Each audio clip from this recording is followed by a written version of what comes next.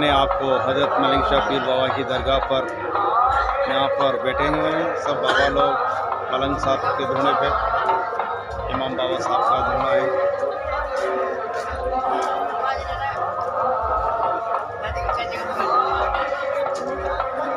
दोस्तों अच्छी लगे ज़रूर लाइक कीजिए और शेयर ज़रूर कीजिए। दोस्तों मैं आपको वीडियो पहुँचा रहा हूँ।